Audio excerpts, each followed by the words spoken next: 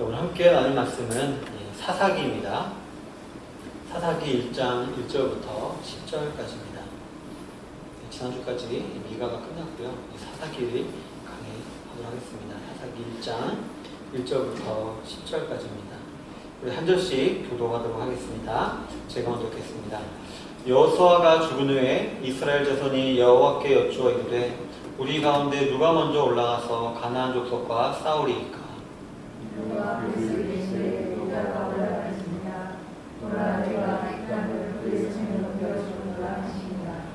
유다가 그의 형제 시몬에게 이르되 내가 제비 뽑아 얻은 땅에 나와 함께 올라가서 가나안 족속과 싸우자. 그리하면 나도 내가 제비 뽑아 얻은 땅에 함께 가리라 하니 이에 시몬이 그와 함께 가니라.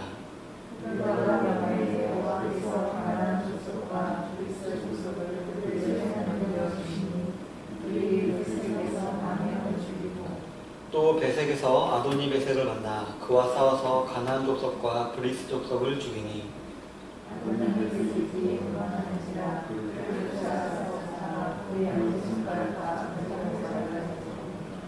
아도니 베색이 이르되 옛적에 70명의 왕들이 그들의 엄지손가락과 엄지발가락이 잘리고 내 산 아래에서 먹을 것을 줍더니 하나님이 내가 행한 대로 내게 갚으심이로다 하니라.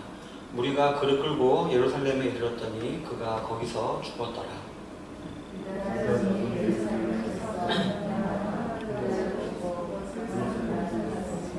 그 후에 유다 자손이 내려가서 산지와 남방과 평지에 거주하는 가나안 족속과 싸웠고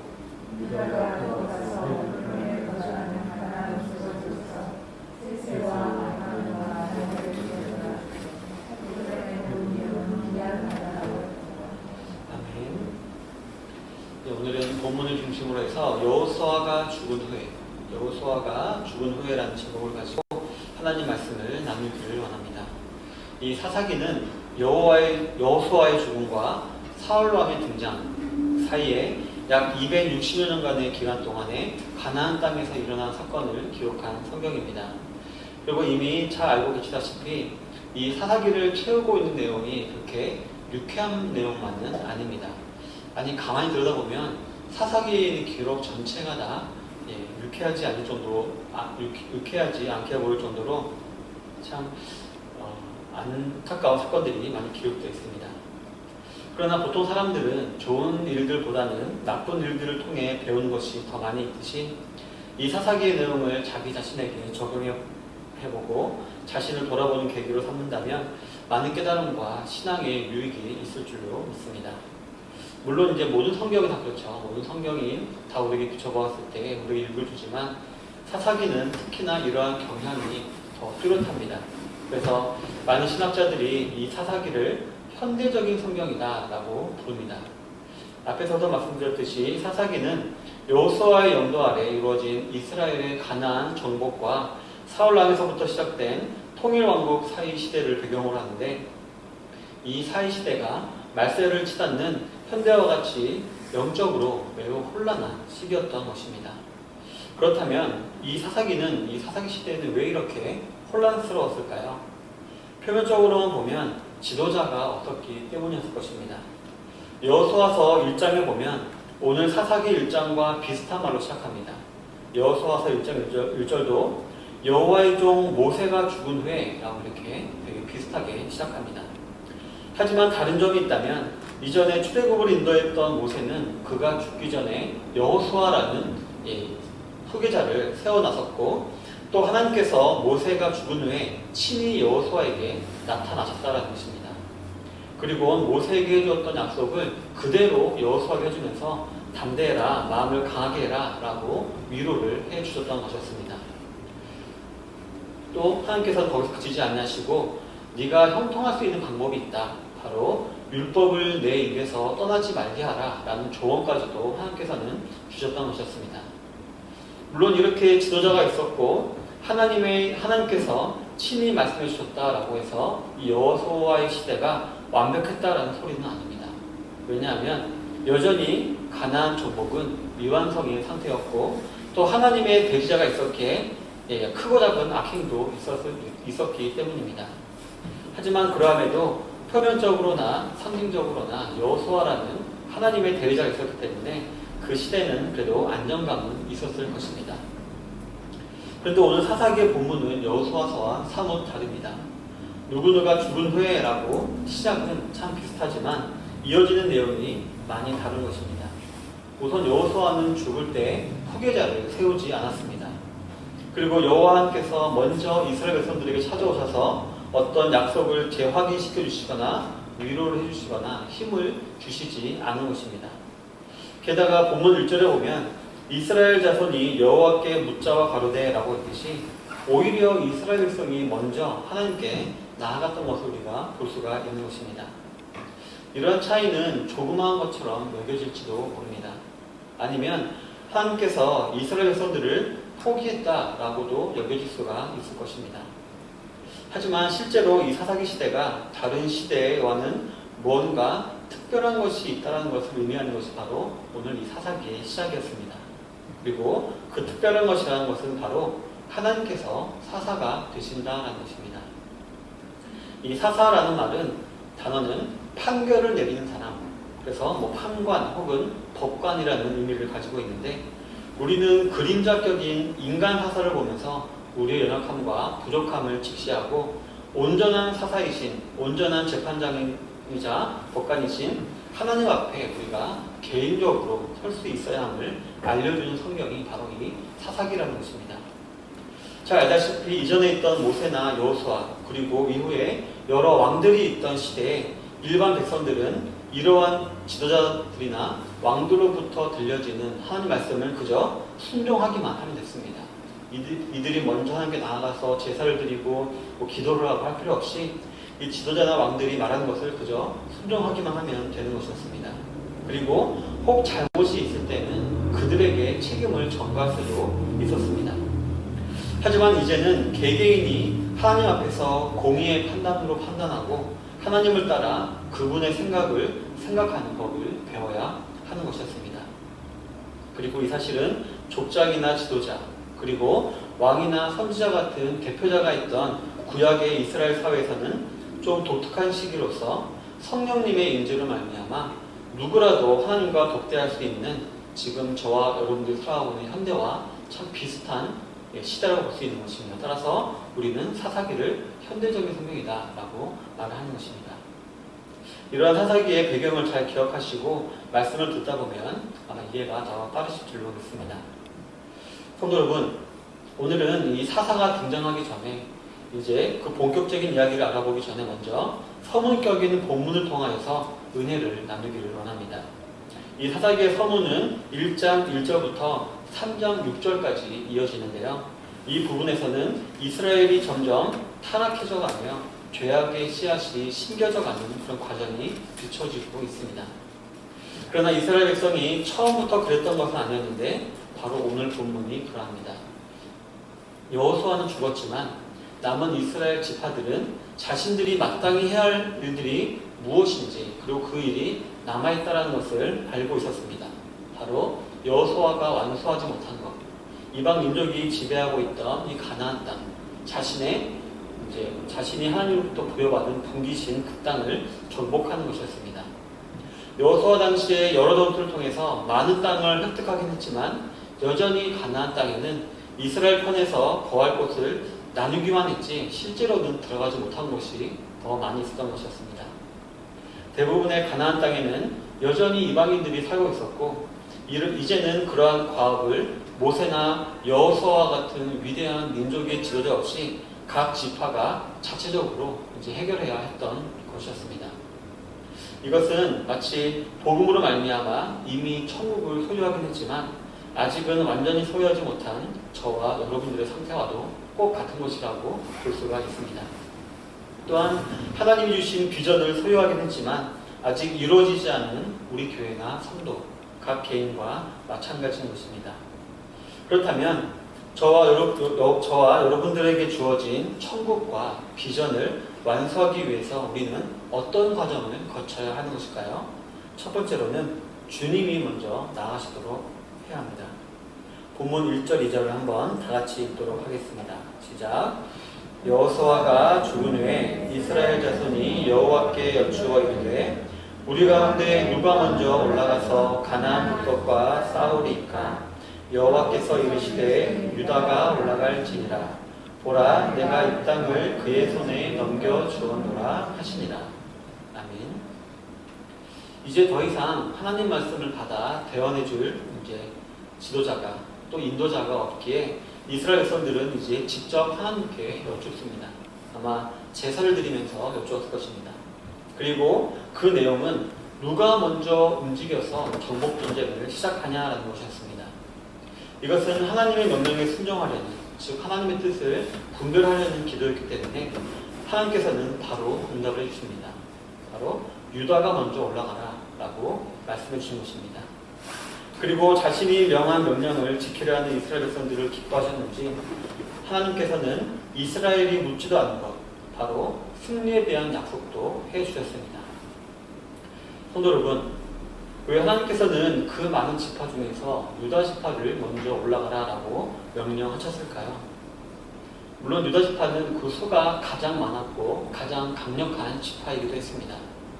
또한 유다 지파의 조상인 유다는 장자는 아니었지만 장자로서 인정을 받던 그런 자였습니다. 그렇기 때문에 유다 지파는 매사에 가장 좋은 것을 먼저 누렸다라고 합니다. 하지만 유다는 이처럼 권리만, 장자로서의 권리로만 누린 것이 아니라 마땅히 해야 될 의무에 있어서도 가장 앞장섰다라고 합니다. 장자는 아니었지만 장자답게 다른 지파들을 잘 돌보고 장자의 책임을 다한 지파였던 것입니다. 하지만 단지 그 이유뿐만 아니었고요. 잘 아시다시피 유다는 우리 주님인 예수님이 태어난 그런 지파입니다. 그러므로 유다 지파가 먼저 가나안 땅을 향해 진격했다는 것은 유다 지파의 사자이신 예수님께서 이스라엘 백성들 앞서 나가신 것이나 마찬가지였던 것입니다. 성도 여러분, 저 여러분들은 이 당시 이스라엘 백성들처럼 이 땅을 살아가면서 우리 앞에 주어진 많은 사명들을 해결해 나아가야 합니다. 교회와 함께 그리고 성도들과 함께 해결해야 될 많은 문제들도 있겠지만 개인적으로 해결해 나가야 될 문제들도 참 많이 있는 것입니다.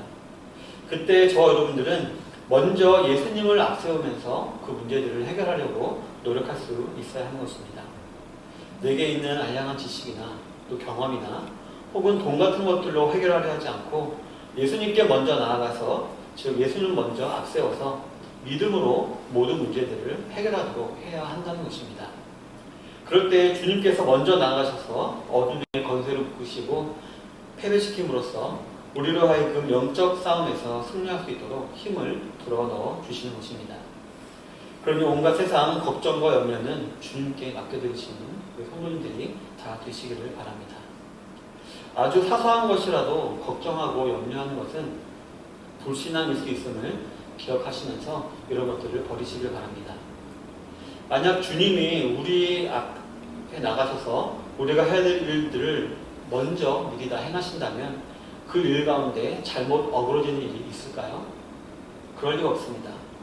우리 사람의 근시안적인 욕심과 예수님의 거시적인 그런 계획에는 차이가 있기 때문에 당장에는 우리가 답답할 수 있습니다.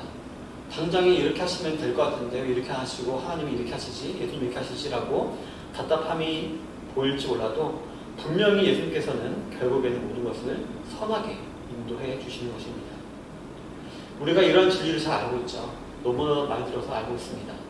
하지만 우리가 이런 진리를 알고 있음에도 걱정, 염려한다는 것은 예수님을 신뢰하지 못하는 불신앙이라는 것입니다. 어쨌든 성도 여러분, 우리가 하는 걱정, 염려, 그것은 아무리 작은 것이라도 불신앙이라는 사실을 꼭 기억하시기 바랍니다. 그래서 그러한 불신앙에 빠지지 않도록 항상 주님을 앞세우는 저와 여러분들이 되시기를 바라겠습니다.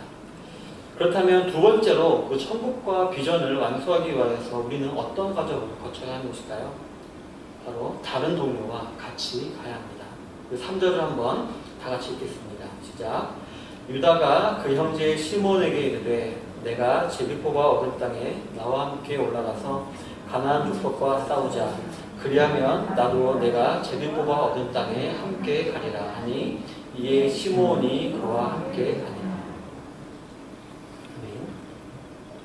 앞에서 말씀드렸듯이 유다는 모든 지파 가운데 가장 강력한 지파였습니다.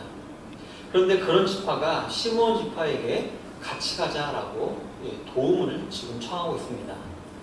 표면적인 이유는 시므온 지파가 분배받은 땅이며 이 유다 지파가 분배받은 땅 한가운데 있는 땅이었기 때문이었습니다.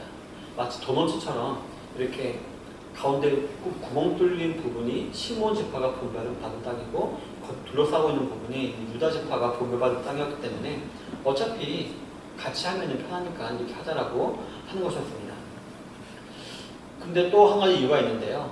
이 유다와 시므온은 어머니가 같았습니다. 야곱에게는 4명의 부인이 있지 않았습니까? 그 중에 어떻게 보면 첫째 부인 레아의 자손이 바로 유다와 시므온이었던 것이었습니다. 따라서 좀 더 친했겠죠. 그래서 시므온을 데리고 간 것이라고도 볼 수가 있습니다. 그런데 우리가 그 속을 살펴보면 그렇지 않은 더 중요한 이유가 있음을 알 수가 있는데요. 바로 시므온 지파는 12지파 가운데 가장 보잘것이 없는 연약한 지파였기 때문이었습니다. 이렇게 연약한 지파이기 때문에 이 지파 혼자로는 절대로 그 땅을 차지할 수 없었기 때문에 유다가 도와준 것이라고 볼 수가 있는 것입니다. 이처럼 유다는 어떻게 보면은 자기가 도와주기 위해서 시므온과 같이 가자라고 말하는 거였지만 참 유다 지파는 말을 지혜롭게 합니다. 실제로 연약한 시므온 지파를 도와주기 위함이었지만 나와 함께 올라가서 가나안 족속과 싸우자. 그리하면 나도 네가 제비 뽑아 얻은 땅에 함께 가리라 말하면서 이 시므온 지파가 기분 나쁘지 않도록 그들에게 마치 호의를 구하면서 도움을 간청하는 듯이 이렇게 말을 했던 것이었습니다. 이처럼 그 기분이 나쁘지 않도록 지혜롭게 유다 지파가 말을 하며 시므온 지파와 같이 갔던 것이었습니다. 성도 여러분, 모름지기 강한 자는 약한 자를 멸시할 것이 아니라 오히려 도움을 줄 줄도 알아야 합니다. 이는 우리 교회에 대해서도 마찬가지입니다. 우리 교회 내에는 참 많은 성도님들이 있고 강해 보이는 자와 약해 보이는 자들이 있습니다. 그리고 그들 모두는 그들 나름대로 하나님께로부터 받은 비전이 있습니다.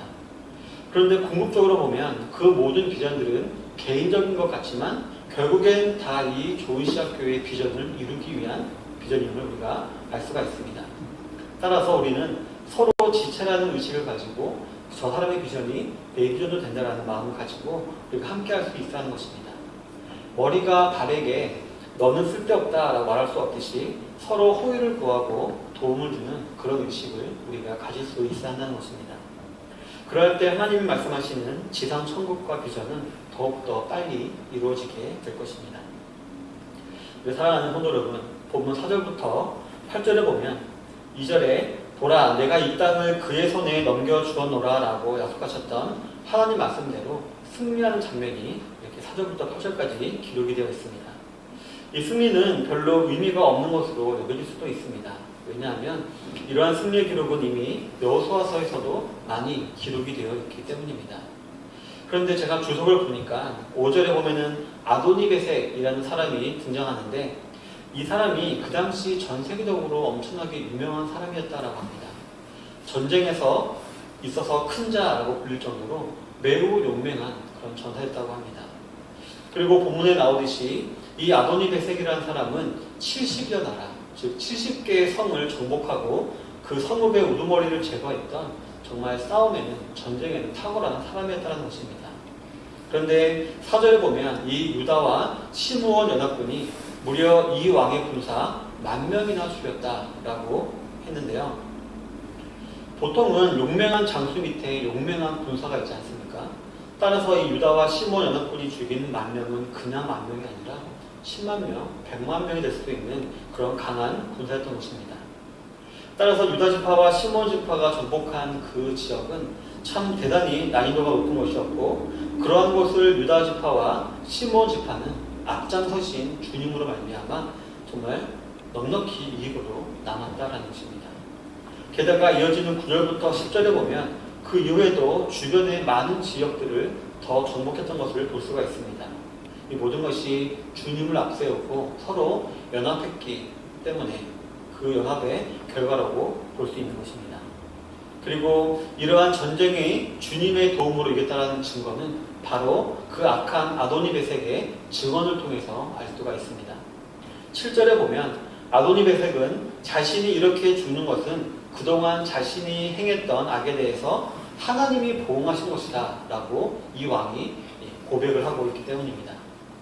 저 여러분들이 주의하고 있어야 될 사실이 한 가지 있는데요. 하나님께서 가나안 땅을 정복하라고 하신 그 이유는 단지 그 땅이 하나님께서 이스라엘 백성들에게 약속하신 땅이기 때문만은 아닙니다. 하나님께서 가나안 땅을 정복하게 하신 이유는 그 가나안 땅에 거하고 있는 그 가나안 일곱 족속의 죄가 관영했기 때문이었습니다. 그 죄악이 관영한 그 자들을 심판하시기 위해서 하나님께서 이스라엘을 선택하신 것이고, 또 우리가 알다시피 그 광야에서 이스라엘 백성이 40년 동안 이렇게 돌지 않았습니까? 그것도 그냥 돈 게 아니고 아직 그들의 죄가 관영하지 않았기 때문에 하나님께서 관영하기까지 이스라엘 백성들을 훈련시킨 것이라고 볼 수가 있는 것입니다.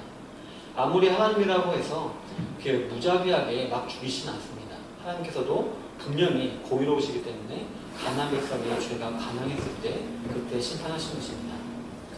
여러분, 죄악이 관영한 북이스라엘을 심판하시기 위해서 하나님께서는 아수르를 사용하셨고요. 또 죄악이 관영한 유다를 심판하시기 위해서 바벨론을 사용하셨듯이 죄악이 관영한 가나안 땅을 심판하시기 위해서 하나님께서는 이스라엘 백성, 오늘 유다와 시므온 연합군을 사용하신 것이었다는 것입니다. 그리고 이러한 사실에서 알 수 있는 또 하나의 사실은 이 이유 때문에 하나님께서는 이 가나안 족속들의 관영한 죄가 이스라엘에게 물들지 않게 하기 위해서 승리 후에는 모든 것을 다 전멸시켜라, 동물이든 다 죽여라, 이렇게 다소 잔인해 보이는 명령을 하셨던 것이었습니다. 하지만 안타깝게도 이후에 알아보겠지만 이스라엘 백성들은 하나님 명령에 불순종하게 됩니다. 자신들의 종을 삼으려고 남겨두기도 하고 오히려 굴복당하기도 하고 하면서 가나안 땅에 있는 이방 민족이 거하게 되고요. 결국 멸망하여 포로가 되는 심판을 받기까지 한 것이었습니다. 성도 여러분, 저 여러분들이 살아가고 있는 이 세상은 절대로 만만하거나 호락호락한 곳이 아닙니다.